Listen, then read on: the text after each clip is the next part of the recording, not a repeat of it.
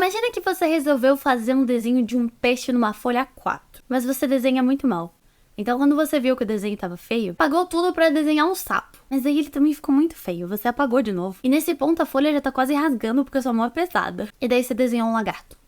A questão é que esse lagarto agora ele vai ter marcas do sapo e do peixe de antes. Porque você desenha com muita força, então mesmo que você apague, as linhas continuam ali, marcadas. Os ingredientes para formar novos seres vivos no futuro estão nos seres vivos do presente. Porque nós, os organismos atuais, resultamos de modificações evolutivas que aconteceram em organismos passados. Só que esse processo deixa vestígios e marcas que a gente pode identificar tanto na comparação entre seres vivos atuais, quanto entre seres vivos atuais e os antepassados, até os já extintos. E por que essas marcas perduram? Só pra avisar que durante esse vídeo inteiro esse panda vai estar ali, tá? Olhando bravo pra vocês. Ele tem muita carinha de bobo. Imagina um exemplo bem absurdo, porque eu adoro não fazer sentido. Uma espécie X de um...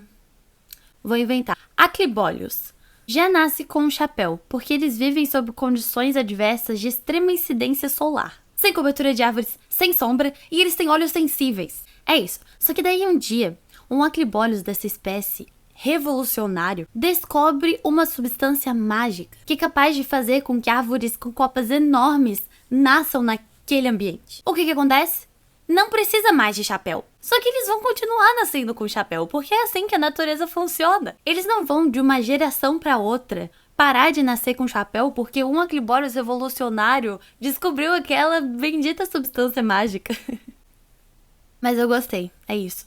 Enfim, esse é um processo, às vezes, muito longo. O que é o chapéu agora? Um vestígio, uma marca, entendeu a ligação? Vestígios são uma das evidências da evolução, ou seja, um dos pontos que sustentam a teoria da evolução. A gente também tem as evidências fósseis, as homologias, analogias e as evidências celulares moleculares, por exemplo. Vamos falar sobre alguns tipos de evidências evolutivas. Começando pelos fósseis, eles são evidências evolutivas porque mostram que existiam seres muito diferentes dos que existem hoje, comprovando que a vida surgiu e mudou ao longo do tempo. Além disso, por meio de fósseis, a gente consegue verificar estágios intermediários que mostram semelhanças entre os seres ancestrais e os seus descendentes, como aquela Archaeopteryx, que é a espécie intermediária entre répteis e aves. Depois a gente tem as homologias e as analogias. Começando por homologia. A gente diz que uma característica é homóloga quando ela tem a mesma origem evolutiva que a outra. Por exemplo, o meu braço, a asa de morcego e a nadadeira de uma baleia. Parece que não tem relação, mas nós três somos mamíferos. Nosso braço tem a mesma origem em um ancestral comum.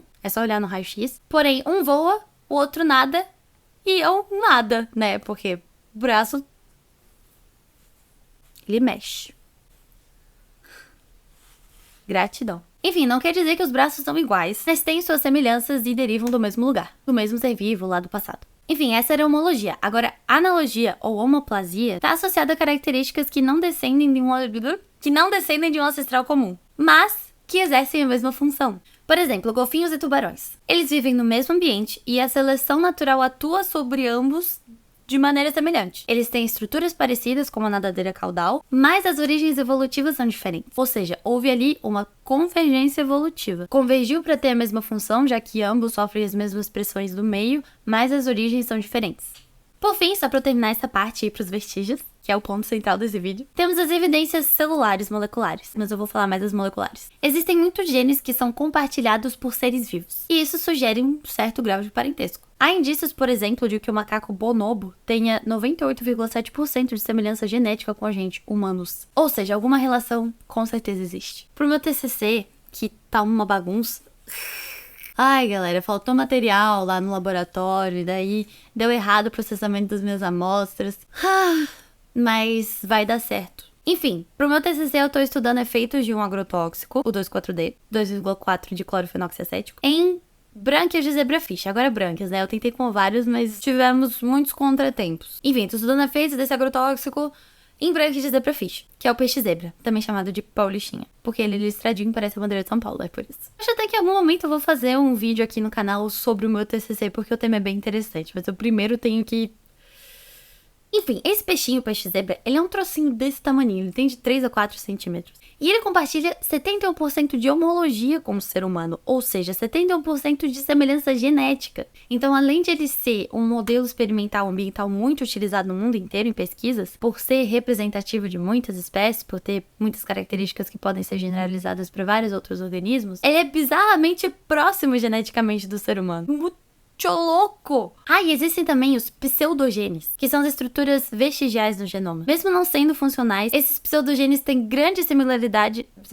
com genes que são úteis para outros organismos aparentados. Ou seja, perderam a função em algum momento. A questão é que, se um gene perde a função, mas isso não é prejudicial para os organismos que o portam, ele é simplesmente mantido e acumula mutações sem qualquer tipo de seleção. Enfim, e com essa bomba de informações, voltamos aos vestígios, resquícios evolutivos, órgãos vestigiais. Alguns órgãos ou partes do corpo que eram essenciais para uma determinada espécie, como aquela espécie X de acribólios que nasceu com chapéu, aliás, que continua nascendo com chapéu, podem ficar ultrapassadas em outras espécies que adquirem hábitos diferentes e sofrem pressões seletivas diferentes. Uma coisa bem interessante que a gente sabe graças ao estudo de embriologia comparada é que durante a fase embrionária, vários animais têm aparências e desenvolvimentos muito similares. Todos os vertebrados apresentam arcos branquiais e cauda quando estão na fase embrionária. Só que muitos deles perdem essas estruturas durante o desenvolvimento posterior. Enfim, vamos para os casos pontuais de órgãos vestigiais em humanos. Eu trouxe vários. Palmar longo. Esse é o músculo que vai do punho até o cotovelo, mas que nem todo mundo tem. Parece que cerca de 10% dos humanos já perderam esse músculo. Para você ver se tem, é só juntar o mindinho com o dedão, assim, que ele vai aparecer. Eu tenho, no caso. Então, pelo que se sabe, ele tá presente em chimpanzés e gorilas e outros primatas arborícolas que sobem em árvores, porque justamente é o músculo que facilita a subida das árvores. Se você não tem, eu subo árvores melhor do que você. Eu tenho uma história sobre isso. Na primeira fase da faculdade de biologia aqui na UFSC, a gente tem a disciplina de anatomia. E aí um dia eu fui pro anatômico estudar pra prova prática de músculos. E fiquei ali no cadáver, né? Procurando os músculos, estudando. Beleza. Até que eu não encontro o palmar longo. Daí eu chamei a monitora e falei: eu acho que arrancaram o palmar longo desse cadáver aqui. Daí ela riu e esclareceu minha mente, dizendo que nem todo mundo tem palmar longo. Então aquela ex-pessoa, aquele cadáver, não tinha. Outra coisa legal sobre o palmar longo é que ele pode ser utilizado em cirurgias para reconstruir tendões em caso de rompimento em acidentes, porque removê-lo não gera qualquer impacto na saúde. Então, quem tem palmar longo tem reserva de tendão. Se você romper um tendão um dia, você tem que 2, pra usar. Músculo eretor de pelo. O próprio nome já diz, né? Músculo eretor de pelo. Arrepia pelo. Ele é conectado aos folículos capilares e faz o animal parecer maior em situações de ameaça, como o gato faz. Eles eram mais úteis para os nossos ancestrais que tinham mais pelo, né? Hoje em dia, dá-lhe laser para acabar com tudo. Enfim, além de ser útil em situações de ameaça, a ereção de pelos aprisiona ar entre ele e a superfície da pele, reduzindo então a perda de calor no corpo. Músculos das orelhas. Existem 3 músculos que servem para mexer as orelhas, e alguns mamíferos usam esses músculos para detectar melhor os sons, identificando presas ou predadores. Hoje pouco a gente tem essa habilidade. Eu consigo mexer, mas assim, é mais estranho. Tá vendo? Músculo piramidal. Algumas pessoas não têm nenhum, algumas têm 2, mas ele serve para nada útil. No passado, quando a gente andava em 4 patas, esse músculo facilitava a mobilidade e a rotação dos músculos abdominais. Tá, não é tão inútil assim, mas... Terceira pálpebra, ou membrana nictitante. Aves, répteis e alguns mamíferos têm uma membrana para proteger os olhos, e ela tem a função de manter os olhos úmidos, e também livre de resíduos. E no caso dos humanos, é só uma membrana remanescente e a gente tem 0 controle sobre ela. Tá tipo assim, ó. Pelo que eu vi, ainda não tá claro o motivo pelo qual nós a temos, mas a gente perdeu essa estrutura já faz um bom tempo, provavelmente.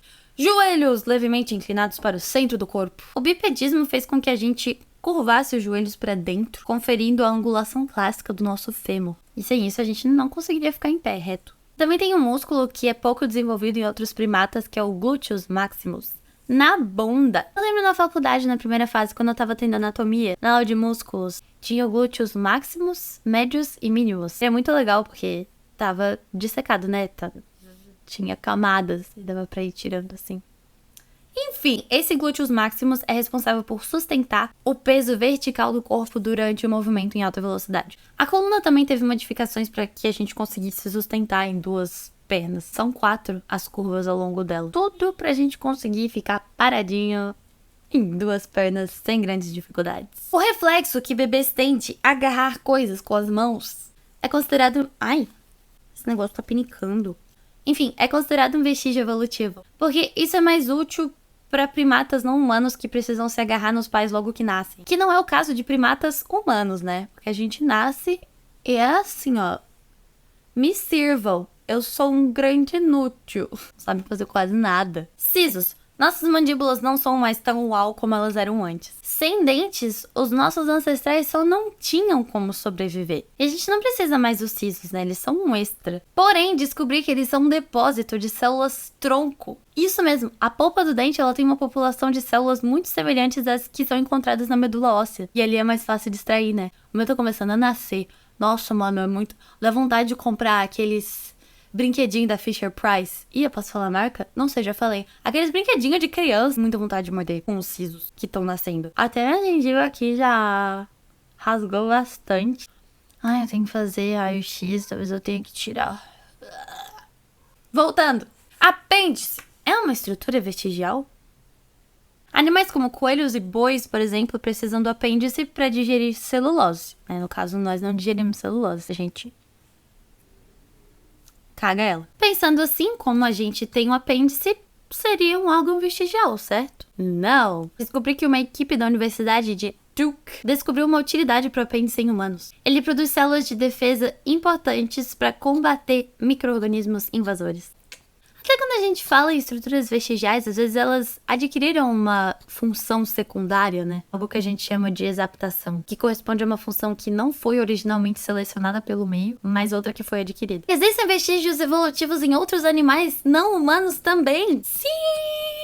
Exemplo, baleias com rudimentos de pelvis, mesmo sem precisar de patas para locomoção. A baleia é um mamífero. Ela saiu da água e voltou. E o mesmo acontece com serpentes e lagartos. Outro exemplo, besouros que não voam. Tem életros fundidos, mas por baixo tem as asas membranosas. Anfíbios cegos como a cobra cega com olhos sem função. Aves como emas, avestruzes e kiwis australianos, que têm asas como órgãos vestigiais e que hoje servem para ajudar a manter o equilíbrio durante corridas e atrair parceiros para acasalamento. Como eu disse antes, funções secundárias que são adquiridas, exaptações. Então ninguém escapa. Todos nós, seres vivos, temos marcas dos nossos ancestrais, sejam elas totalmente inúteis, úteis ou com uma função desconhecida ou uma função secundária. Enfim, é isso. Eu espero que os chapéus daquela espécie X de acribólios encontrem uma função secundária e se perpetuem. Porque imagina nascer com chapéu, mano. Privilégio de poucos. De ninguém, porque acribólios nem existe. E esse foi o episódio de hoje. Espero que tenha sido útil.